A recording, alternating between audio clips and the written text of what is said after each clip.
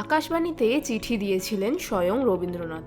কেন 3 দশক ধরে নিষিদ্ধ ছিল হারমোনিয়াম? সঙ্গীত শিক্ষার সূচনা হোক বা জলসা অথবা সিনেমায় প্লেব্যাক, ভারতীয় সঙ্গীতের অবিচ্ছেদ্য অংশ হারমোনিয়াম। কিন্তু এই হারমোনিয়ামই একসময় নিষিদ্ধ হয়েছিল আকাশবাণীতে। স্বয়ং রবীন্দ্রনাথ ঠাকুর হারমোনিয়ামের বিরোধিতা করেছিলেন। ফ্রান্সের নাগরিক 1840 সালে আলেকজান্ডার ডিভেন হারমোনিয়াম তৈরি করেন। 1840 সালের 9ই আগস্ট হারমোনিয়ামের স্রষ্টা হিসেবে নাম নথিভুক্ত হয় তার। ভারতীয় সঙ্গীতে ফরাসি যন্ত্র হারমোনিয়ামের ব্যবহার নিয়ে বিতর্ক বাধে স্বাধীনতা সংগ্রাম যখন শেষ চরণে।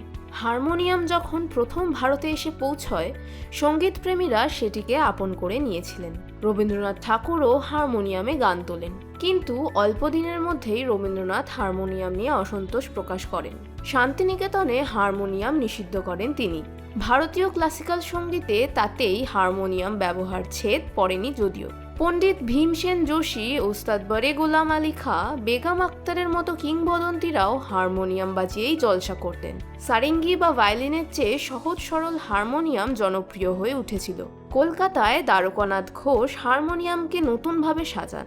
গির্জার প্রার্থনা সভা, কাওয়ালি, গজল গাইতেও হারমোনিয়ামের ব্যবহার বাড়ে। কিন্তু ভারতীয় সঙ্গীতের জন্য হারমোনিয়াম আদৌ উপযুক্ত কিনা সেই নিয়ে প্রশ্ন উঠতে শুরু করে। পাশাপাশি স্বাধীনতা সংগ্রামীরা সেই সময় বিদেশি পণ্য বর্জনের পক্ষে জোর সওয়াল করছেন। সেই আবহে হারমোনিয়ামের বিরুদ্ধেও জনমত গড়ে ওঠে। সেই সময় ভারতীয় সঙ্গীতজ্ঞদের দাবি ছিল হারমোনিয়াম ভারতীয় সঙ্গীতের প্রতিটি রাগকে নিখুঁতভাবে তুলে ধরতে পারে না। সেই আবহে আকাশবাণী কলকাতায় চিঠি দেন রবীন্দ্রনাথ। স্টুডিওয়ে হারমোনিয়াম বাজানোর সিদ্ধান্ত বিবেচনা করে দেখতে আবেদন জানান। অল ইন্ডিয়া রেডিওর পশ্চিমী সঙ্গীত বিভাগের তৎকালীন প্রধান জন ফোলসও হারমোনিয়ামের সীমাবদ্ধতার কথা মেনে নেন। অল ইন্ডিয়া রেডিওর তৎকালীন প্রধান লিওনেল ফিল্ডেনও ফোলসের সঙ্গে একমত পোষণ করেন। 1940 সালে আকাশবাণী হারমোনিয়াম নিষিদ্ধ করেন।